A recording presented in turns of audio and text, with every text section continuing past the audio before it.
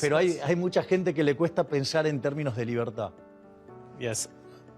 On subject of freedom, you came in, you talked about taking a chainsaw to the bloated Argentine state. And as you've already said, you managed to achieve these fiscal surpluses in January and February. That was well done. And you did that in part by changing the pensions and things like that. But everyone would say in the end, you have to tackle government jobs and subsidies. And yes, you've begun to tackle 70,000 government jobs are going.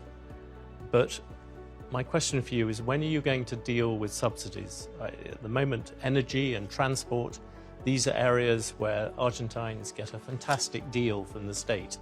If I use the subway here, the cost, I think, is 125 pesos, or 10 cents, when all the people you admire, Milton Friedman, Hayek, etc., they would say the real cost of that is around 750 pesos. So when are you going to change the subsidy system so that people pay what they're supposed to? A ver, esto hay, cuando usted trabaja este tipo de servicios regulados, hay un elemento fundamental que es cuando usted hace la recalibración de tarifas. Usted la tradicionalmente, muchos analistas de manera torpe recalibraban la ecuación económica financiera del contrato consistente con la base de capital, básicamente cargando todo el precio al inicio. Eso no necesariamente es cierto, porque eso en realidad es una ecuación intertemporal y por ende usted puede trabajar sobre los distintos componentes que hacen a la ecuación económica financiera del contrato, que no es ni más ni menos que el flujo de fondos reescrito de otra manera, el flujo de fondos de la firma pero reescrito de otra manera, y donde usted busca el precio que hace que la TIR del flujo de fondos de la firma sea igual al WACC, al costo promedio ponderado del capital, y eso lo que hace es que no haya cuasi rentas, y eso asimila un equilibrio competitivo, y en ese contexto usted puede fijar senderos de tarifas. Una de las cosas importantes es, usted lo puede hacer todo de corto o lo puede repartir en el tiempo. Si nosotros lo hacemos torpemente, como recomiendan algunos, todo adelante, el problema es que eso lo va a frenar la Corte Suprema de Justicia. Eso ya se lo hizo al gobierno de Macri, la Corte Suprema de Justicia. Entonces lo que nosotros hicimos fue incorporar como restricción el fallo de la Corte Suprema de Justicia. Y de esa manera, entonces nosotros terminamos recomponiendo la ecuación económica financiera del contrato en 3 años. ¿Y qué es lo que usted está viendo? De hecho, usted está viendo que hay subas en las tarifas, pero esas tarifas tienen distintos componentes. Y dentro de los componentes está incluido el salario. ¿Por qué? Porque cuando Argentina pegue la vuelta y empiece a recuperar el salario, entonces usted va a poder recomponer mucho más fácilmente las tarifas sin que sea un problema para los individuos pagarlas, porque usted también puede dar tarifa, pero si no lo acompaña la demanda, porque no la puede pagar, usted tiene un problema muchísimo más grande ahora. Entonces, sí lo vamos a hacer, pero lo vamos a hacer de un modo que la Corte Suprema no lo frene. Es decir, entonces es hacerlo en 3 años. It's quite interesting you bring up the Supreme Court. When I've spoken to people here, they say your biggest obstacle at the moment is politics. Because, as you said, the Congress is not controlled by you. You only have 14% of the seats in Congress. I remember coming here to interview Senor Menem. Carlos Menem had a majority in Congress. He could push through reforms. And you failed to get your omnibus bill through the first time. And now you are talking to the governors about a plan to reduce the state spending from 37% of GDP to 22%. That would be a very big deal. And there are 23 governors in Argentina and the mayor of Buenos Aires. So my simple question to you, how many have said that they will sign the deal with you on May the 25th? Because that seems a crucial part of what you want to achieve now. A ver, eso hay que separar los problemas de corto plazo de los problemas de largo plazo. los problemas que hacen a la coyuntura y los proyectos y las cuestiones que son de índole estructural. Tanto el decreto de necesidad y urgencia, que todavía sigue vigente, como lo que tiene que ver con la ley bases, que la estamos reformulando y la estamos volviendo a enviar al Congreso, y lo que tiene que ver con el Pacto de Mayo, son instrumentos que hacen a la dinámica de largo plazo. Por lo tanto, salgan o no salgan, no afectan la dinámica de corto. La dinámica de corto está dominada por el ajuste fiscal, el saneamiento del Banco Central, la liberalización del mercado de cambios, la reforma financiera, que la podemos hacer desde el Banco Central, y ese conjunto de elementos que bajen la inflación y que permitan que la actividad empiece a recuperarse. De hecho, hoy, digamos, existen indicadores que muestran que la actividad en el sector agropecuario, en el sector de petróleo y gas, en el sector de minería, la economía está recuperándose fuertemente.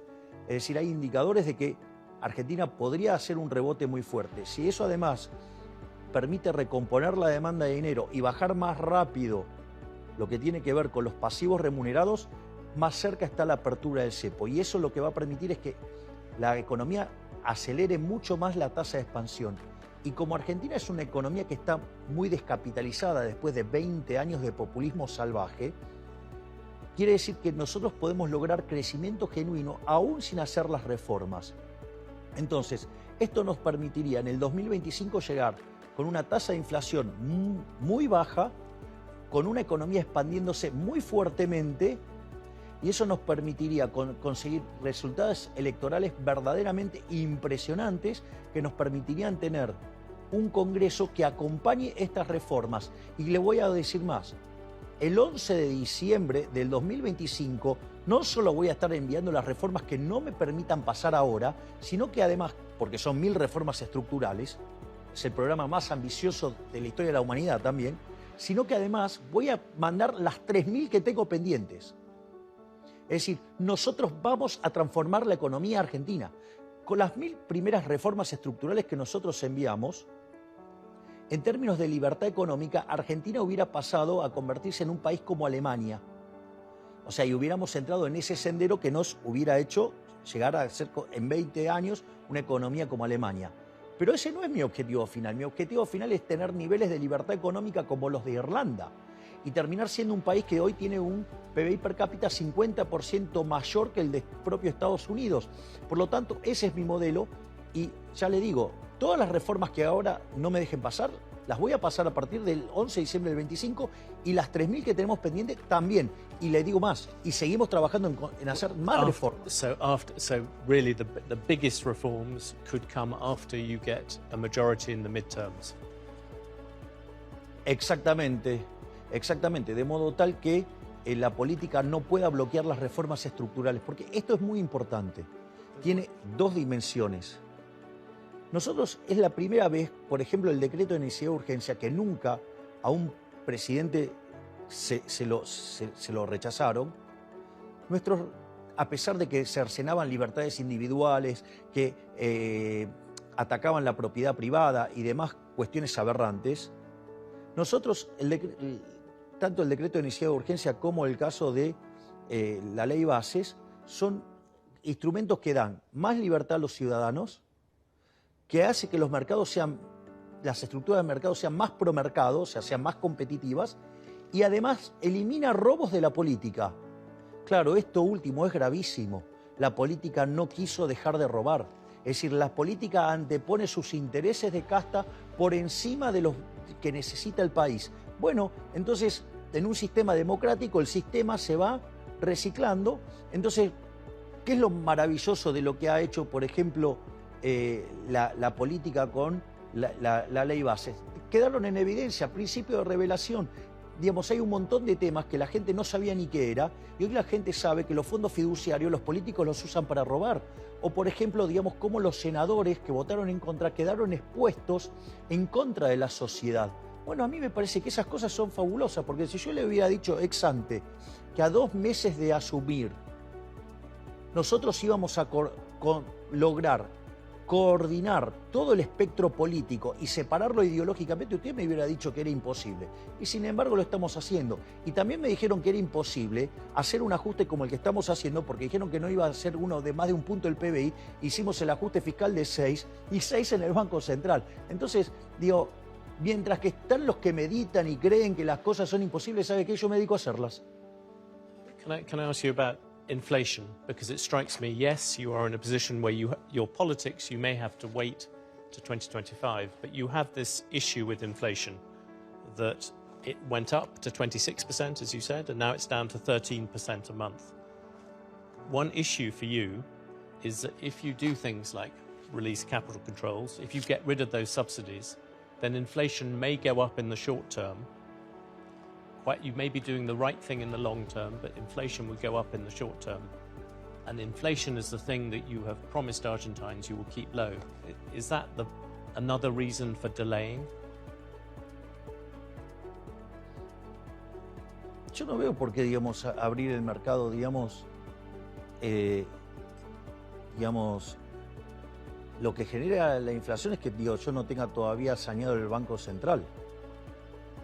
Eso es lo que, digamos, o sea, es la contraparte, es si yo no tengo saneado el balance del Banco Central, quiere decir que yo no soy solvente como para rescatar. If you got rid of controls, there would be a rush to get dollars, inflation would go up. Everyone, I think, would say that. Bueno, no necesariamente eso está pasando, pero el problema es el siguiente.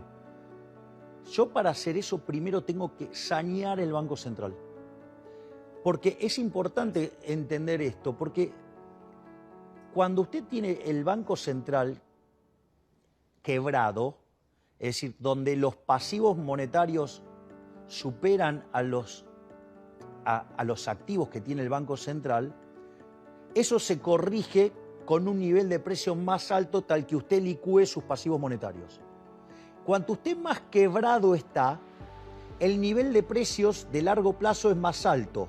Por lo tanto, dado el nivel de precios de hoy, la pendiente que une esos dos precios es la tasa de inflación implícita. En la medida que usted va reconstruyendo la solvencia del Banco Central, que es lo que estamos haciendo nosotros, ¿sí? Porque fíjese que la base monetaria no ha variado prácticamente desde que nosotros asumimos.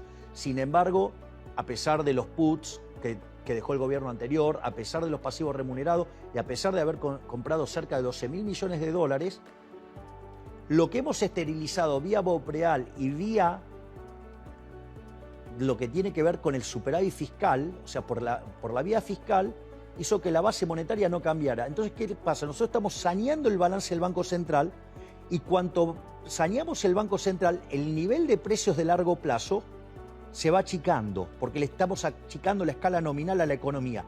Y por ende esa pendiente se reduce y por ende la tasa de inflación baja. Entonces, por eso, digamos, es importantísimo sanear el balance del Banco Central para que no exista esa presión.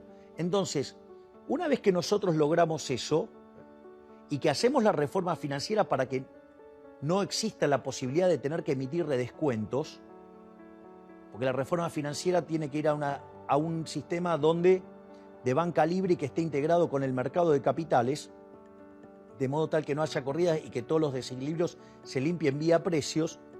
En ese contexto, si usted además tiene las cuentas públicas en orden y por ende no va a usar el Banco Central para financiar el déficit y además va a dejar el tipo de cambio libre, digo, pero usted, digamos, o sea, para hacer eso tiene que limpiar el balance del Banco Central. Es decir, eso es por lo cual hay que limpiarlo. Una vez que nosotros hacemos eso, aparece la ley antiemisión, que además tiene una característica muy importante y es el hecho de que va a ser tratado como si fuera un delito de lesa humanidad. Es un delito imprescriptible. Entonces, cuando, por ejemplo, puede ser que cuando nosotros nos vayamos del gobierno venga alguien y lo quiera modificar. ¿Sí? Bueno, que lo haga, pero puede ser que después vuelva alguien y los meta preso por hacer eso.